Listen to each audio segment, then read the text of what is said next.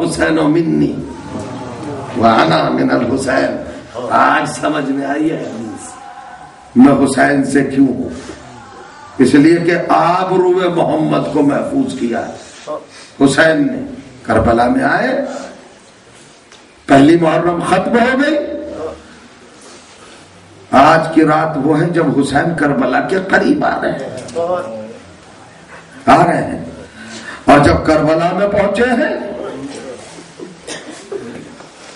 ہم اس سے بہتر جانتے ہیں، بڑے بڑے ذاکروں کو، علماء کو سنا ہے. میں تو بہت چھوٹا سا طالب علم ہوں. جب حدود کربلا میں داخل ہوئے حسین تو معتبر روایات میں لکھا ہے کہ 7 گھوڑے ایک کے بعد ایک گھوڑا بدلا. کیوں رکے گھوڑے؟ 7 گھوڑے بدلے حسین نے. ایک تھک گیا ہوگا، دوسرے پہ بیٹھے وہ نہیں آگے چلا، تیسرے پہ بیٹھے وہ نہیں آگے چلا. کیوں رک رہے ہیں گھوڑے؟ 2000 کلومیٹر کے سفر میں ایک گھوڑا نہیں رکا. کربلا آتے ہی کیوں رک گئے گھوڑے؟ کائنات کو بتانا چاہے اللہ نے کہ کربلا کی معرفت تو جانوروں تلک کو ہے،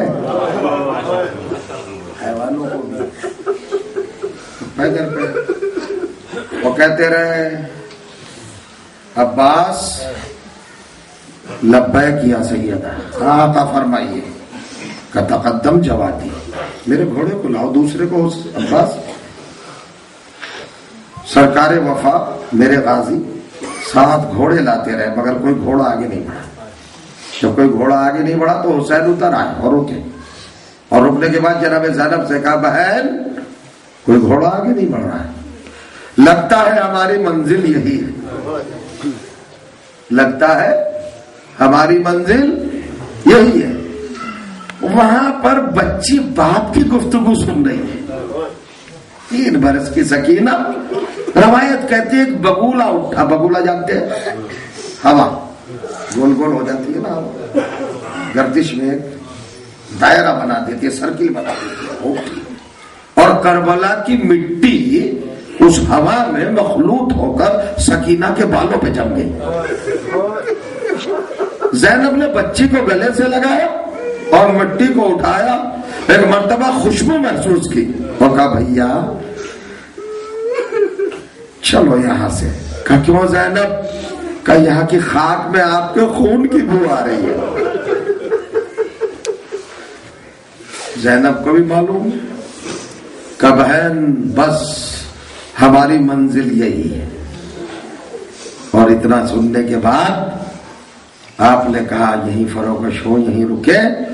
اور پھر نظر دوڑائی امام نے. فرات کے کنارے قبیلہ بسا ہوا ہے، 2 کلومیٹر مربع اس کا یہ زمین ہے کربلا کی. کا کون ہے؟ کہ یہ قبیلہ بنی اسد ہے. اس زمین کا حق ملکیت کس کے پاس ہے؟ کہ قبیلہ بنی اسد کے پاس. کہ بلاؤ قبیلہ بنی اسد والوں کو. ایک بزرگ آئے. کہ بھیا یہ بتائیں زمین کا نام کیا ہے؟ کہ اس کو غازریہ کہتے ہیں. ایک اور آ گیا، اس کا نام کیا ہے؟ کہ اس کو نینوا کہتے ہیں. ایک اور آیا، اس کا نام کیا ہے؟ اس نے کوئی اور نام بتایا. پھر چوتھا آیا، اس نے کہا فرزند رسول، اس کا نام کربلا ہے. حسین نے وہیں پہ حکم دیا یہی ہماری منزل. تو یہ بتاؤ حق ملکیت کس کے پاس ہے؟ کہ بنی اسد کا قبیلہ رہتا ہے مولا یہاں پر. کہ بلاؤ. بلایا گیا. کہ بھائی ہم یہ زمین تم سے خریدنا چاہتے ہیں، بتاؤ کیا قیمت لوگے؟ 60,000 درہم پر وہ زمین خریدی گئی. خیمے سے جناب زینب کی سفارش آئی، بھیا یہ زمین علی اکبر کے نام لکھ دو. شبیہ رسول ہے نا. یہ ساری روایتیں آپ سنتے رہتے، بس 1 منٹ کے مسائل میں تاکہ آپ روئیں اور حق مجلس ادا ہو جائے. سنیے گا عزیزو، ہم لوگ روتے ہیں عاشور کے بعد. کربلا عاشور کے بعد شروع نہیں ہوئی. کربلا تو عاشور سے بہت پہلے آغاز ہو گئی. اب وہ کتنے آغاز ہیں وہ تو نہیں بتا پاؤں گا. ایک چھوٹی سی بات سن لیجئے.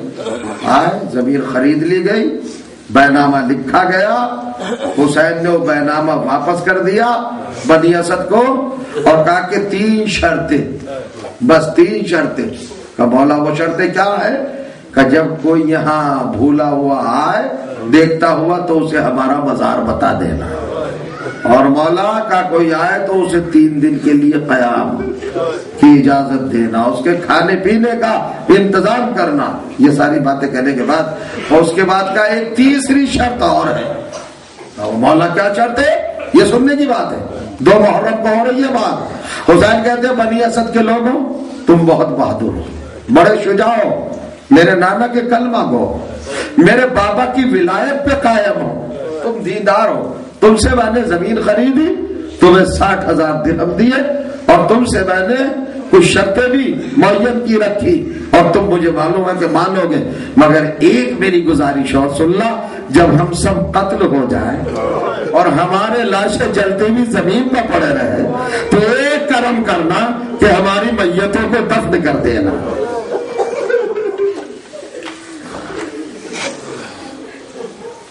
سوچئے گا ذرا،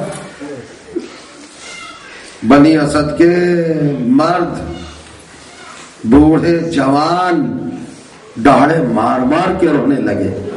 حضور فرزند نبی زہرا زادے آپ یہ کیا سنا رہے ہیں ہمیں؟ آپ قتل کر دیے جائیں. کہا یہ ہونا ہے بنی اسد کے لوگوں.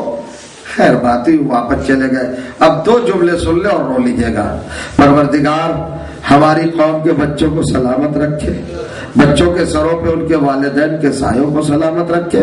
اب ذرا منزل دیکھیے گا جیسی چلے بنی اسد. تب حسین نے ایک جملہ کہا، ہاں تو تم لوگ اپنے اپنے گھروں کو جا رہے ہو؟ کہا مولا اجازت ہے جائے. کہا جاؤ، مگر ایک کام کرنا، اپنے گھروں کی خواتین کو بھیج دینا کہ فاطمہ کا بیٹا بلا رہا ہے. کبھی روتے میں نہ شرمایا کیجیے. فاطمہ زہرا کو رونا بہت پسند ہے، کچھ اور نہیں مانگا زہرا نے کائنات والوں سے. یہی تو آنسو مانگے ہیں نا، یہی تو گریا مانگا ہے نا. کیا کہا؟ جا رہے ہو بنی اسد کے لوگوں؟ ہاں مولا جا رہے ہیں. تو جاؤ، خواتین کو بھیج دینا، عورتوں کو بھیج دینا، مستورات کو بھیج دینا کہ تمہیں زہرا کا بیٹا یاد کر رہا ہے. جیسے قبیلے میں جا کے بنی اسد نے کہا ارے سن رہی ہو فاطمہ کا لال یاد کر رہا ہے، تو روایت کہتی ہے کہ بے اختیار عورتیں گھروں سے نکل پڑی حسین کی طرف اور آ کے ہاتھوں کو جوڑ کے کہا فاطمہ کے لال کیا حکم ہے؟ کہا میں نے تمہیں اس لیے بلایا ہے کہ دیکھو میں زینب کا بھائی ہوں، میں فاطمہ کا بیٹا ہوں، ہم عاشور کے دن قتل کر دیے جائیں گے، تو اگر تمہارے مرد کسی مصلحت کی بنا پر یا خوف کے مارے ہمارے لاشوں کو نہ دفنا سکے تو تم ایسا کرنا فرات پر پانی بھرنے کے بہانے آنا اور ہمارے لاشوں کو دفن کر دینا. یہ 2 محرم کو طے ہو رہا حسین. اور اس کے بعد کہا جاؤ خدا حافظ، پروردگار کی توفیق تمہارے شامل حال ہے. پھر کہا جب جانے لگی عورتیں، کہا سنو اپنے اپنے بیٹوں اور بیٹیوں کو بھیج دینا، بچوں کو اور بچیوں کو. نہیں، اور انہوں نے اپنے اپنے بچوں کو بھیجا. جاؤ وہ دیکھو خیمے سامنے لگے، فاطمہ کے لال کے خیمے ہیں، جاؤ. سارے بچے آئے، ساری بچی آئی، آ گئے بیٹھ گئے حسین کی بارگاہ میں. ایک مرتبہ اب حسین نے ذرا اپنا انداز بدلا اور سارے بچوں سے کہا بچوں مجھے جانتے ہو میں کون ہوں؟ کہا ہمارے ماں باپ نے بتایا فاطمہ کے لال ہے، آپ علی کے بیٹے ہیں. کہا نہیں میں تمہیں دوسرا رشتہ بتا رہا ہوں، میں تمہارے ہی جیسے بچے اصغر کا باپ ہوں. یہ بھی ایک میرا رشتہ ہے، میں چھوٹے سے لگتے جگر علی اصغر کا باپ بھی ہوں. اور پھر بچیوں کی طرف متوجہ ہوئے، ہاں بچیوں جانتی ہو مجھے؟ کہا مولا آپ اصغر کے باپ ہیں، آپ ہی نے خود بتایا. کہا نہیں، ایک چوتھا رشتہ اور ہے، میں تمہارے جیسی بچی سکینہ کا باپ ہوں. سکینہ پہ بچیوں کی نظر پڑی، اصغر پر بچیوں کی نظر پڑی، اس کے بعد سروں پہ ہاتھ پھیرا حسین نے ان بچوں کے اور ایک جملہ کہا، دیکھو میں نے تمہارے باپ سے بھی کہا ہے، باپوں سے جو آئے تھے کہ ہمیں دفن کر دینا، اور تمہاری ماں سے بھی کہا ہے اگر باپ تمہارے دفن نہ کر سکے کسی مصیبت کی بنا پر یا کسی پابندی کی بنا پر یا مصلحت کی بنا پر، تو تمہاری عورتوں سے ماؤں سے کہا کہ تم آنا پانی کے بہانے اور ہمیں دفن کر دینا. لیکن بچوں اور بچیوں، اب حسین مظلوم تم سے ایک بات کہتا ہے، اصغر کا باپ، سکینہ کا باپ حسین تم سے کہتا ہے کہ اگر تمہارے ماں اور باپ دونوں نہ آ سکے تو تمہارے لیے بڑا آسان ہوگا، کھیلنے کے بہانے آ جانا اور ایک ایک مٹھی مٹی کی اٹھا کر ہمارے لاشوں پہ ڈال دینا. مگر ہائے میرا مولا، جو بچوں سے کہہ رہا تھا ہم نے تو عاشور کے بعد عجیب منظر دیکھا، بچے تو نہ آ سکے، ہاں گھوڑوں کی ٹاپوں سے حسین کا لاشا پامال کر دیا گیا. زینب مدینے کا رخ کر کے کہتی رہی، اے نانا یہ آپ کا لختے جگر سیعلم الذین ظلموا ایام منقلب ینقلبون. ماتم حسین.